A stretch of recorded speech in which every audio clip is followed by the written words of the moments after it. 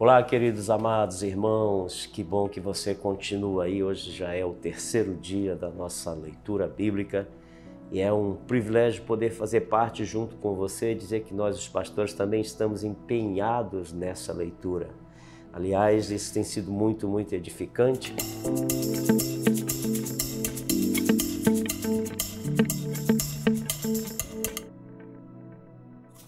E nós queremos dar continuidade hoje. Você está aí com o seu plano de leitura, então hoje nós vamos partir do capítulo 6 e 7 de Gênesis e com os evangelhos também mais para frente.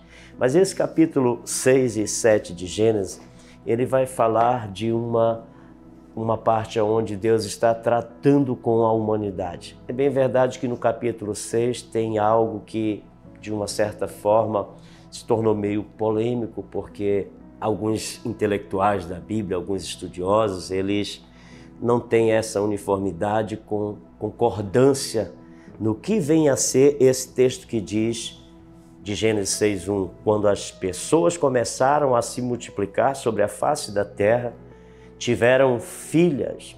Os filhos de Deus viram que as filhas dos homens eram bonitas e tomaram para si mulheres, aqueles que entre todas mais lhes agradava. Então o Senhor disse: o meu espírito não agirá para sempre no ser humano, pois é carnal e os seus dias serão 120 anos. Algumas pessoas elas tendem a querer explicar isso aqui. Existem pelo menos algumas linhas teológicas de raciocínio. Eu queria só dar uma ênfase, porque certamente você vai perguntar, né? Alguns dizem que esses filhos são anjos, né? Os chamados Néfilins. Mas na realidade, quando você leva para esse lado da questão de ser os anjos que coabitaram com o ser humano, ele não tem essa uniformidade. Os teólogos não entram em uniformidade com essa palavra, né, dos anjos terem coabitado, os Néfilins, os gigantes, né? Mas o que mais segue aqui numa linha de certeza, por assim dizer, é que há duas explicações, né? A primeira delas é que a própria Bíblia vai comentar, primeiro, para derrubar essa questão dos anjos terem coabitado. Lá em Mateus, eu fiz a questão de anotar, Mateus 22:30, eu vou ler com você, é muito importante para a gente entender. Às vezes a gente se depara, e vai acontecer isso com você, quando você chegar em algum texto, aquilo pode gerar dúvida, aquilo pode gerar reflexão. Isso faz parte da sua meditação, porque isso vai te estimular a pesquisar, a estudar, pegar os comentários. Essa é a proposta da leitura bíblica. Não é só ler para cumprir tabela, mas é ler para ter conhecimento, né? Daniel vai escrever, ele diz: o povo que conhece o seu Deus será um povo forte e fará proezas. Então, se você não adquirir esse conhecimento, ter essa revelação do Espírito, simplesmente vai ser uma leitura só, como qualquer um livro. É necessário que quando surgem esses questionamentos, você entenda algo. Isso aqui é regra de leitura da Bíblia, de qualquer estudante da Bíblia. A Bíblia em si é o melhor comentário. Então, grave isso. Quando você estiver lendo a Bíblia, apareceu algo duvidoso, algo que você chamou a sua atenção, que você não tem resposta para aquilo, a Bíblia é o melhor comentário. Então, derrubando essa questão de que os anjos coabitaram com os homens, porque alguns dizem assim: mas quando você vai ler Jó, lá no capítulo 1, capítulo 1 e o 2, lá fala que os filhos de Deus se apresentaram diante de Deus. Então, eram anjos caídos, o próprio Satanás foi. Pois é, mas será que Gênesis está falando sobre esses anjos caídos como um filho? Ou não é simplesmente uma menção que ele faz em Jó e agora aqui em Gênesis ele está se referindo a filhos como as pessoas, né? Porque quando você pega Deuteronômio, tem um texto de Deuteronômio 14:1, onde ele diz que os filhos de Israel foram chamados e escolhidos. Então a gente precisa atentar para isso. Agora aqui em Mateus, no capítulo 22, do versículo 30, ele vai fazer uma menção, o próprio Jesus falando, né? Diz assim, porque na ressurreição nem se casam, nem se dão em casamento, mas são como os anjos no céu. Ou seja, ele está fazendo uma referência dizendo que os anjos são seres assexuados, ou seja, eles não têm essa intimidade. Então a gente de cara já leva esse entendimento pela própria Bíblia, que não eram os anjos que coabitaram com as filhas. Irmão Cláudio, então o que seria isso? O senhor está tocando num ponto que é bem polêmico, que tem muitas explicações. Deixa eu te dizer, pelo menos aqui, duas explicações que podem ser muito bem aceitas, né? Talvez, não sei se você vai concordar, também você não é obrigado, estude mais, pesquise e continue na sua leitura. Quando ele diz aqui, em Gênesis, as filhas dos homens eram bonitas e tomaram para si, né? Ou seja, essas filhas dos homens, tem duas questões aqui onde eu anotei para te dar uma explicação, para você ter um entendimento mais amplo.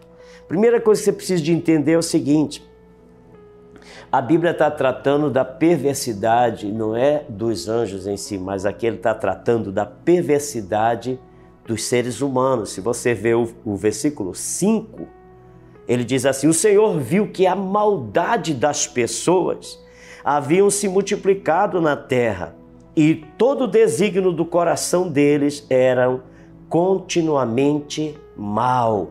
Então o Senhor ficou triste por haver feito o ser humano. Está entendendo como é que é? Deus está tratando o quê?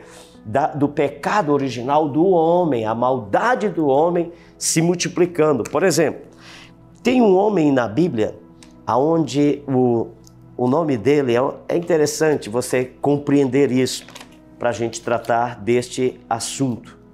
Olha só, o nome desse homem, ele foi o primeiro a possuir várias mulheres. Ele se chamava Lameque. Quem era Lameque? Um descendente de Caim.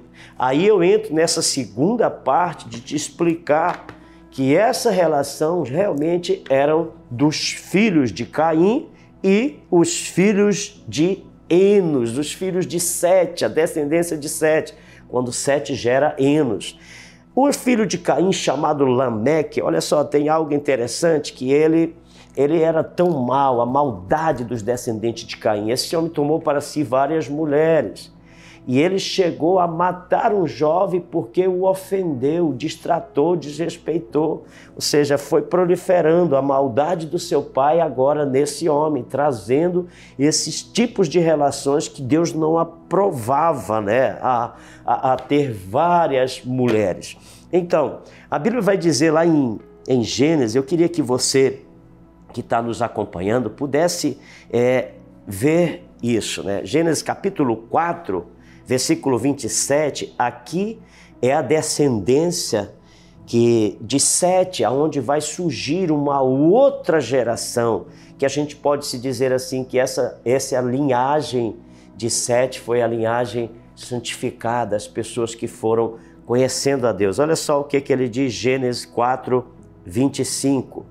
Ele diz assim, Adão tornou a ter relação com a sua mulher e ela deu à luz a um filho a quem pôs o nome de Sete, dizendo, Deus me concedeu outro descendente em lugar de Abel, que Caim o matou. A Sete nasceu-lhe também um filho ao qual pôs o nome de Enos. Foi nesse tempo que começou a invocar o nome do Senhor. Olha só, os descendentes de Caim, Lameque e outros, você vai ver a história, eles não queriam nada com relacionar-se com Deus, né? Seguiram o próprio legado do pai, que você sabe que o pai era o primogênito, ele que tinha aquela responsabilidade de oferecer as primícias, de ordenar, de coordenar os sacrifícios, a adoração, mas ele não quis, se eximou disso e o irmão mais novo, Abel, fez por excelência.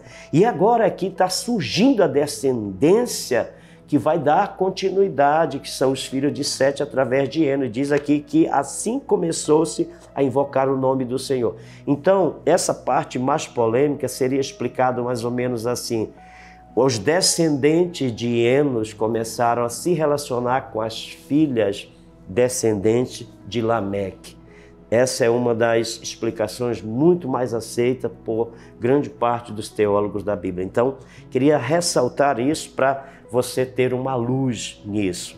E saiba disso, você talvez vai se deparar com outras situações difíceis de compreensão. Não se preocupe quanto a isso. Eu deixo para você um texto de Deuteronômio 29, e eu encerro essa parte com esse texto, onde ele vai te dar uma palavra que para mim é uma palavra-chave quando eu não tenho resposta. Nós não temos resposta para toda a Bíblia. Ele diz assim: as coisas encobertas pertencem ao Senhor, nosso Deus.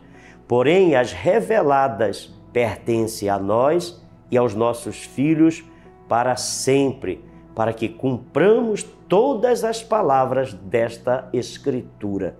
Então fique com esse texto. Quando você não tiver uma revelação, quando você não conseguir a resposta para aquilo, não se preocupe, continue a leitura, continue estudando, porque essas coisas encobertas pertencem ao Senhor, as reveladas a nós e aos nossos filhos. E aí eu quero que você vá comigo para Salmo capítulo 3. Aqui já passamos pela história da promessa de Cristo, Cristo em vós, esperança da glória. E agora a gente entra aqui no Salmo capítulo 3, Salmo de Davi. Esse salmo foi escrito quando Davi estava fugindo do seu filho Absalão. Puxa, irmã Cláudia, eu nem sabia que tinha essa história. Tem essa história. A família de Davi foi uma família bem complicada, mas Davi foi chamado de um homem segundo o coração de Deus. E esse salmo ele escreveu depois da revolta, quando a revolta de Absalão, seu filho, ele se rebelou contra o pai. Você sabe que Davi caiu naquela sentença de adultério com Betseba e ali foi exposto o pecado dele. Logo em seguida vem o profeta Natã e o confronta e ele se arrepende. Mas há uma palavra que diz ali: assim como você fez, o que você fez em oculto, eu vou trazer às claras para que todos vejam. E o filho dele, Absalão, acaba deitando com todas as suas concubinas, de modo que todo Israel estava ali vendo.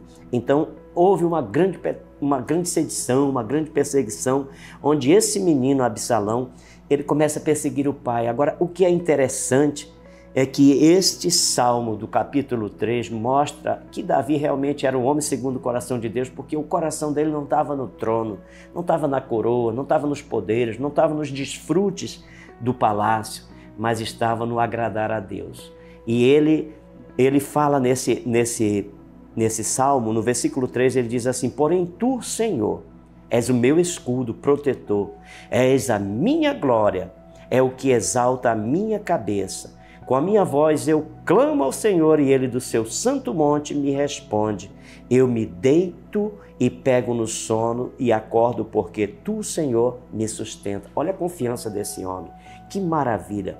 Ele deixa o trono, sai sem nada, absolutamente nada, para dizer somente uma coisa: o Senhor é meu refúgio. E eu acho interessante porque Davi tem um coração tão amoroso, ele ainda recomenda para o seu general dizendo: não mate esse menino, trate ele com paz, com alegria.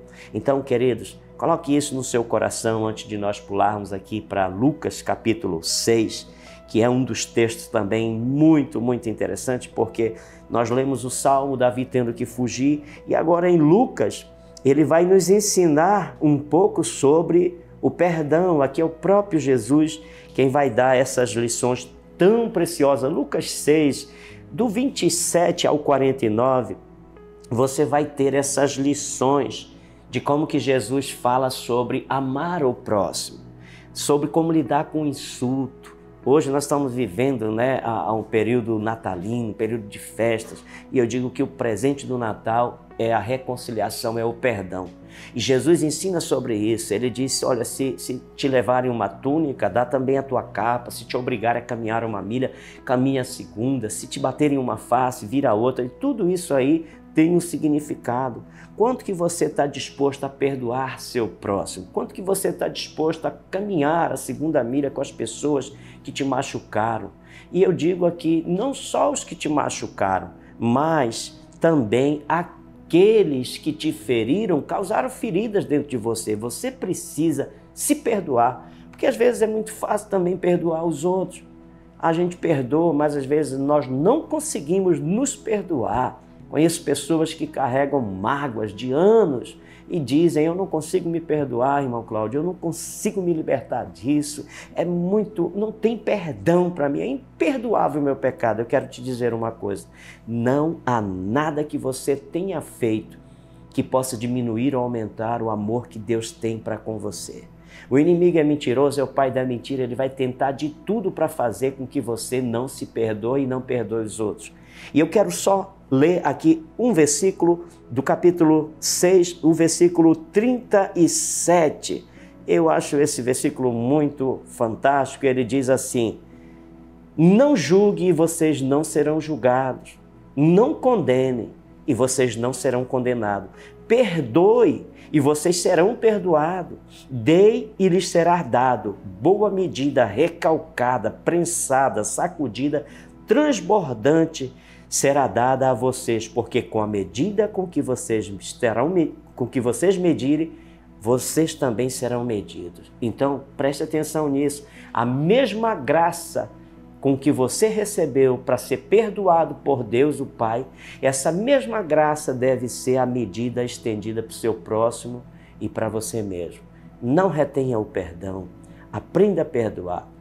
E que Deus te abençoe. Eu creio que nós vamos chegar até o fim, porque essas palavras são palavras de vida eterna. Quero te encorajar, continue firme, perseverante. Essa é uma das disciplinas mais importantes, se não a mais importante, aonde você tira seu tempo sozinho para com essa leitura. Eu quero também te recomendar, querido, não deixa de curtir esse vídeo. Vai lá, aperta aí no sininho para que esse vídeo possa ganhar relevância e com isso o YouTube possa realmente colocar esse vídeo nas primeiras plataformas acima, para que todos possam realmente ter acesso. Compartilha com teus amigos, compartilha com os irmãos, passa para várias pessoas, dá o seu comentário, deixa o seu comentário, para nós é muito importante, tá bom? Deus abençoe, estamos juntos, um abraço, paz.